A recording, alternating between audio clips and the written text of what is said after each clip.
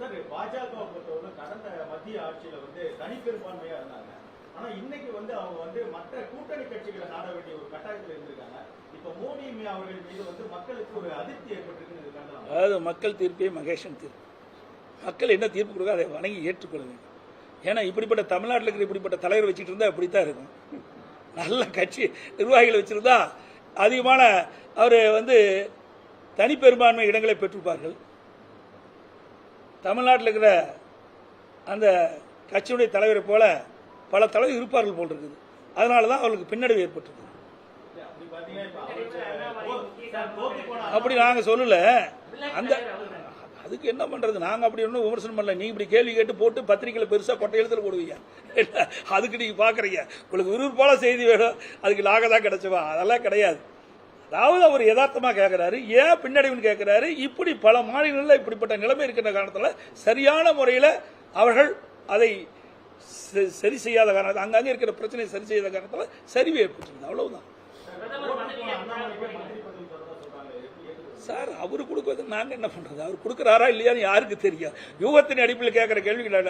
நாங்கள் கூட்டணியில் அங்கம் இல்லை, பாரதிய ஜனதா கூட்டணியில் அங்கம் வைக்கல. அதனால அவர்கள் என்ன செய்வார்கள் எங்களுக்கு தெரியாது. நான் ஏற்கனவே தெளிவுபடுத்திட்டேன், இங்கே தான் சொன்னேன். கிட்டத்தட்ட 23/10 நான் சொல்றேன் நினைக்கிறேன். அதாவது எனக்கு தெரிஞ்ச ஞாபகம் 24/10/2023 உங்க பேட்டியின் வாயிலாவே நான் தெரிவிச்சிருக்கிறேன். இங்க உங்களை வச்சு தான் பேட்டி கொடுத்துருக்கிறேன், தலைமையிலையும் பேட்டி கொடுத்துருக்கிறேன், கூட்டத்திலையும் பேசியிருக்கிறேன்.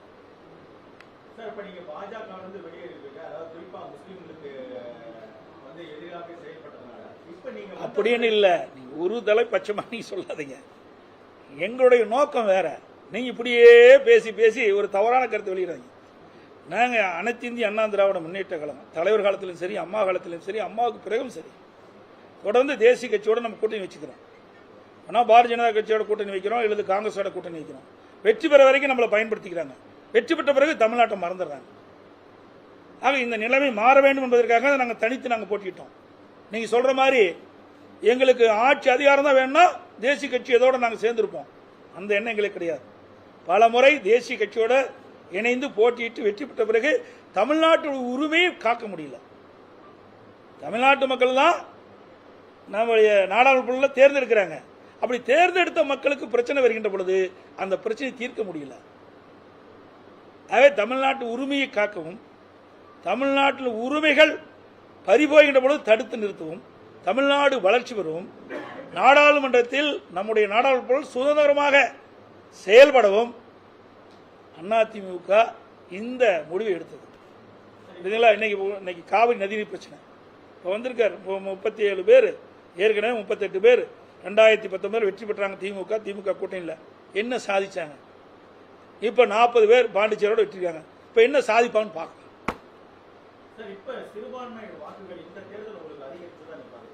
அதாவது சிறுபான்மை பெரும்பான்மைங்கிறதெல்லாம் இல்லை. நாட்டு மக்கள் என்ன தீர்ப்பு கொடுத்தோ அதை ஏற்றுக்கொள்ள வேண்டும். அதுதான் எங்களுடைய தலைவர்கள் எங்களுக்கு சொல்லிக் கொடுத்த பாடம். அதை பற்றி இன்னும் சிந்திக்கல, உங்களுக்கு தெளிவு கொடுக்கும் சார். இன்னும் அவையில இன்னும் எப்போன்னு ஃபிக்ஸ் பண்ணலையே, டைமே ஃபிக்ஸ் பண்ணலையே. எனக்கு கிடைத்த தகவல் புரியுதா?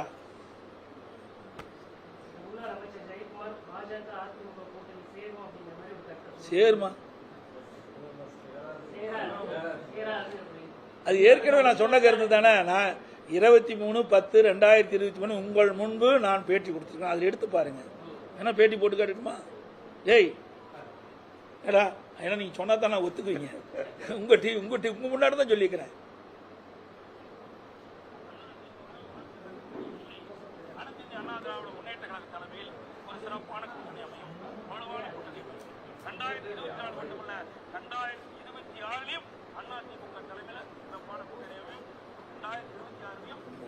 புரியுதுங்களா? இல்லைன்னா அன்னைக்கே உங்க முன்னாடியே சொல்லியாச்சுங்க.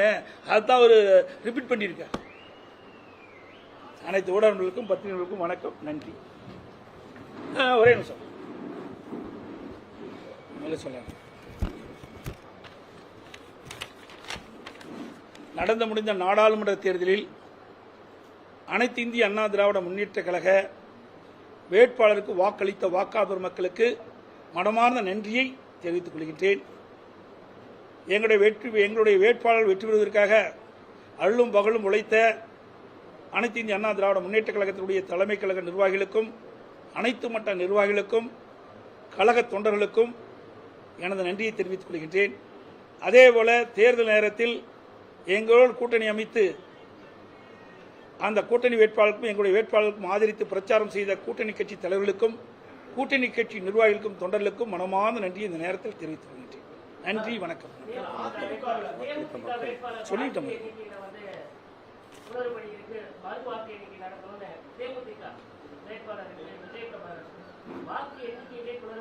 அதான் வாக்கு எண்ணிக்கை குளறுபடி இருக்குது, மறு வாக்கு என்ன வேணும்னு கேட்டாங்க. ஆனால் இல்லைன்னு இருக்கிறாங்க. அவர்கள் நீதிமன்றத்துக்கு போறதுக்காக இன்றைக்கு நான் பத்திரிகை செய்தி பார்த்தேன். அவர்களும் பேசினாங்க.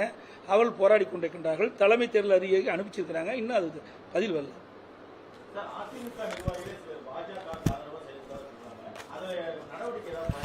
அப்படி செயல்பட்டு இருந்தால் எப்படி ஒரு சத வாக்கு அதிகமாக இருக்கும்? நீங்க கேட்குற கேள்வியிலேயே தவறா இருக்குது.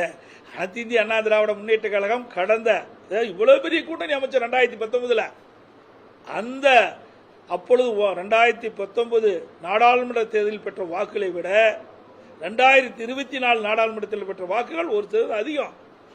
ஆக இது வேண்டுமென்றே திட்டமிட்டு அவதூறு பிரச்சாரத்தை பரப்புறது. இந்த பிரச்சாரத்துக்கெல்லாம் முற்றுப்புள்ளி வச்சாச்சு. அனைவருக்கும் நன்றி, வணக்கம். சொல்லி பத்திரிகை நண்பர்களுக்கும் காலை வணக்கம். உங்களை எல்லாம் சந்திப்பதில் நான் மகிழ்ச்சி அடைகின்றேன். நடந்து முடிந்த நாடாளுமன்ற தேர்தல் குறித்து உங்களோடு நான் பகிர்ந்து கொள்கிறேன்.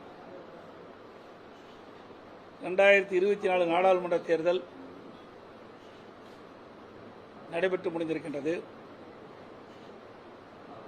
இந்த தேர்தல் குறித்து ஊடகத்திலும் பத்திரிகையிலும் விவாத மேடைகளிலும் எதிர்க்கட்சியைச் சேர்ந்தவர்களும் பல்வேறு விமர்சனங்களை வெளிப்படுத்திக் கொண்டிருக்கின்றார்கள். அதற்கு பதில் தருகின்ற விதமாக உங்களை நான் இந்த நேரத்தில் சந்திக்கின்றேன். தேர்தல் பிரச்சாரத்தை பொறுத்த வரைக்கும் பாரதிய ஜனதா கட்சி தேர்தல் பிரச்சாரம் தமிழகத்தில் கிட்டத்தட்ட 8 முறை பாரத பிரதமர் அவர்கள் வந்து சென்றதாக கிடைக்கப்பட்ட தகவல். அதோடு 8 இடங்களுக்கு மேலாக அவருடைய வேட்பாளர் கூட்டணி வேட்பாளர்களை ஆதரித்து பிரச்சாரம் செய்திருக்கிறார். பாரதிய ஜனதா கட்சியுடைய தேசிய தலைவர் நட்டா அவர்கள் பல முறை தமிழகத்திற்கு வந்து சுற்றுப்பயணம் செய்து அவருடைய வேட்பாளர் கூட்டணி வேட்பாளரை ஆதரித்து பிரச்சாரம் செய்திருக்கின்றார். மரியாதைக்குரிய அமித்ஷா அவர்கள், மரியாதைக்குரிய ராஜ்நாத் சிங் அவர்கள், அதேபோல மத்திய அமைச்சர்கள் திருமதி நிர்மலா சீதாராமன்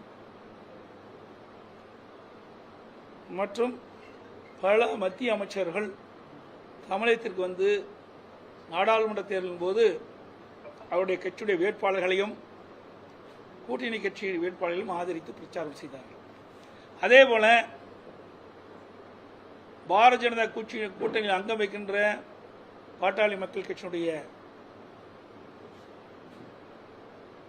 அங்கம் வைத்த பாட்டாளி மக்கள் கட்சி, பாரதிய ஜனதா கட்சியில் அங்கம் வைத்த பாட்டாளி மக்கள் கட்சி பெரியவர் திரு ராமதாஸ் அவர்களும் திரு அன்புமணி ராமதாஸ் எம்பி அவர்களும் அவருடைய கட்சி வேட்பாளரும் கூட்டணி வேட்பாளர்களும் ஆதரித்து பிரச்சாரம் செய்தார்கள். அதேபோல அவர் கூட்டணியில் அங்க வைத்த பல்வேறு கட்சியைச் சேர்ந்த தலைவர்களும் அவர்களுக்கு பிரச்சாரம் செய்தார்கள். திராவிட முன்னேற்ற கழகத்தை பொறுத்த வரைக்கும் திரு ஸ்டாலின் அவர்கள் அவருடைய வேட்பாளரை ஆதரித்து அவருடைய கூட்டணி கட்சி வேட்பாளரை ஆதரித்து பிரச்சாரம் செய்தார். திரு உதயநிதி அவர்களும் அவருடைய வேட்பாளர்களையும் கூட்டணி வேட்பாளர்களும் ஆதரித்து தமிழ்நாடு முழுவதும் கிட்டத்தட்ட 90% சட்டமன்ற தொகுதிக்கு உட்பட்ட பகுதியில் சென்று வாக்காளர்களை சந்தித்து வாக்குகளை சேகரித்தார். அவருடைய கூட்டணி திமுக கூட்டணியில் அங்கம் வைக்கின்ற காங்கிரஸ் இந்திய கூட்டணி கட்சி திரு ராகுல் காந்தி அவர்கள் இங்கே நடைபயணம் மேற்கொண்டார். திரு ராகுல் காந்தி அவர்கள் பொதுக்கூட்டத்திலே அவருடைய வேட்பாளரை ஆதரித்து கூட்டணி வேட்பாளரை ஆதரித்து இங்கே தேர்தல் பிரச்சாரத்தை மேற்கொண்டார்.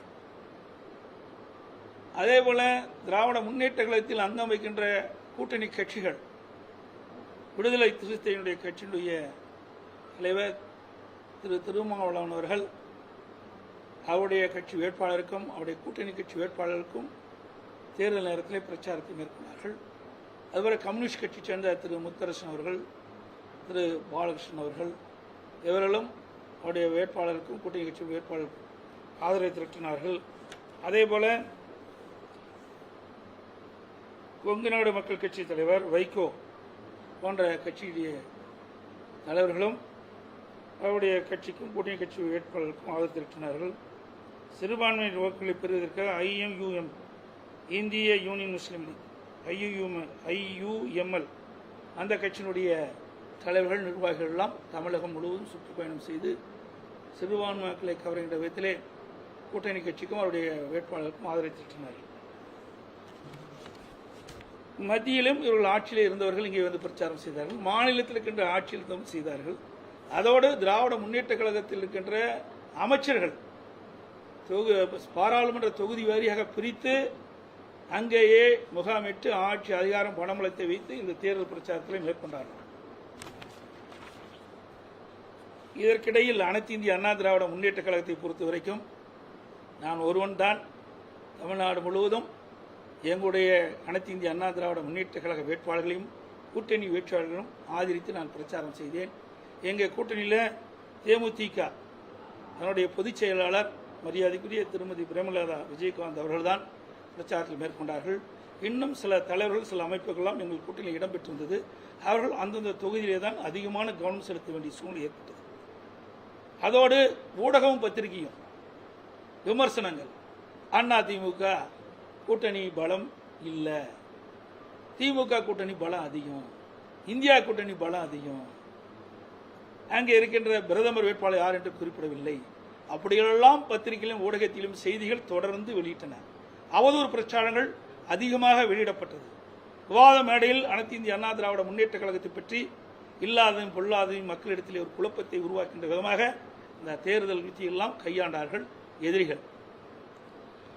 இவ்வளவுக்கு இடையில அனைத்து இந்திய அண்ணா திராவிட முன்னேற்ற கழகம் இந்த தேர்தலை சந்தித்து 2019 நாடாளுமன்ற தேர்தலில் பெற்ற வாக்குகளை விட 1% வாக்குகள் கூடுதலாக பெற்றது. இது அதிமுக கிடைத்த மிகப்பெரிய வெற்றியாக நாங்கள் பார்க்கின்றோம். இவ்வளவு பிரச்சனைக்கு இடையிலையும் மத்தியில் ஆட்சி அதிகாரத்தில் இருக்கின்றவர்கள் பிரச்சாரத்தில் மேற்கொண்டார்கள். மாநிலத்தில் இருக்கின்ற ஆட்சி அதிகாரத்தில் இருக்கின்ற பிரச்சாரத்தில் ஈடுபட்டார்கள். அதோடு ஊடகங்கள் பத்திரிகைகள் எந்த ஒரு ஆதரவும் இல்லாத இந்த சூழ்நிலையிலே அனைத்து இந்திய அண்ணா திராவிட முன்னேற்ற கழகம் கூட்டணி சிறப்பான முறையில் பணியாற்றி அனைத்து இந்திய அண்ணா திராவிட முன்னேற்ற கழகம் கடந்த 2019 நாடாளுமன்ற தேர்தல் பெற்ற வாக்குகளை விட 2024 நாடாளுமன்ற தேர்தலிலே அதிகமான வாக்குகளை பெற்று இருக்குது என்பதை மகிழ்ச்சியுடன் இந்த நேரத்தில் தெரிவிக்கிறேன். அதேபோல இன்னைக்கு வாக்கு சதவீதத்தை பார்த்தீங்கன்னா பாரதிய ஜனதா கட்சி ஏதோ வளர்ந்து விட்டதை போல பத்திரிகையில் ஊடகத்தில் ஒரு செய்தி வெளியிட்டு இருக்கிறீங்க. 2014 பாரதிய ஜனதா தலைமையில் ஒரு கூட்டணி அமைக்கப்பட்டது. அந்த கூட்டணியில் இப்ப இருக்கின்ற பெரும்பாலான கட்சிகள் இடம்பெற்றன. அப்பொழுது அவர்கள் 18.80 வாக்குகள் பெற்றார்கள். 2024 இப்பொழுது அந்த கூட்டணி பெற்ற வாக்குகள் 18.28 வாக்குகள், குறைவு 0.62% வாக்குகள் குறைவாகத்தான் பெற்றிருக்காங்க.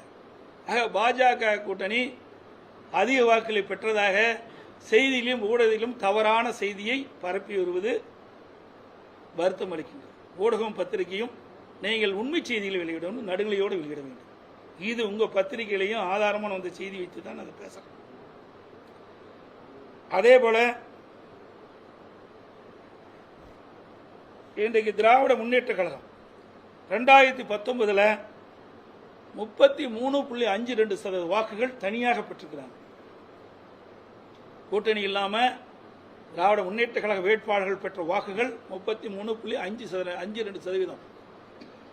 2024 இப்பொழுது நடந்து முடிந்த நாடாளுமன்ற தேர்தலில் திராவிட முன்னேற்ற கழகம் தனியாக அவருடைய வேட்பாளர் பெற்ற வாக்குகள் 26.93. ஆக 2019க்கும் 2021 பெற்ற வாக்குகள் குறைவாக இருக்குது, வித்தியாசம் குறைவாக இருக்குது. ஆக குறைவான வாக்கு வித்தியாசம் 6.59. திராவிட முன்னேற்ற கழகம் 2019 பெற்ற வாக்குகளை விட 2024 பெற்ற வாக்குகள் குறைவு. ஆக அவருடைய வாக்கு சதவீதம் இன்றைக்கு குறைந்திருக்குது, 6.59% குறைஞ்சிருக்குது.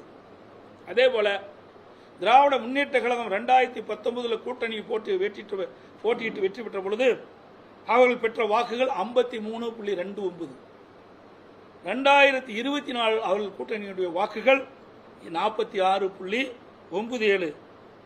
ஆக 2019 பெற்ற வாக்குகளை விட 2024 நாடாளுமன்ற தேர்தலில் திராவிட முன்னேற்ற கழக தலைமையிலே இந்தியா கூட்டணி பெற்ற வாக்குகள் குறைவு, 6.32% வாக்குகள் குறைஞ்சிருக்குது. இரண்டையும் ஒப்பிட்டு பார்க்கும்போது அதிமுக தான் கூடுதலான வாக்குகளை பெற்றிருக்குது. பாரதிய ஜனதாவும் குறைந்த வாக்குகள் தான் பெற்றிருக்குது, திராவிட முன்னேற்ற கழகமும் குறைந்த வாக்குகள் தான் பெற்றிருக்குது. ஆனா பத்திரிகை ஊடகத்தில் என்ன பேசுறாங்க, அதிமுக வாக்கு வேற கட்சிக்கு போயிட்டே சொல்றாங்க. அதிமுக வாக்குகள் எங்கேயும் போகல. அதை விட 2019 நாடாளுமன்ற தேர்தலில் அனைத்து இந்திய அண்ணா திராவிட முன்னேற்ற கழகம் பெற்ற வாக்குகளை விட 2024 நாடாளுமன்ற தேர்தலில் அனைத்து இந்திய அண்ணா திராவிட முன்னேற்ற கழகம் பெற்ற வாக்குகள் அதிகம் என்பதை தெளிவுபடுத்துகிறேன்.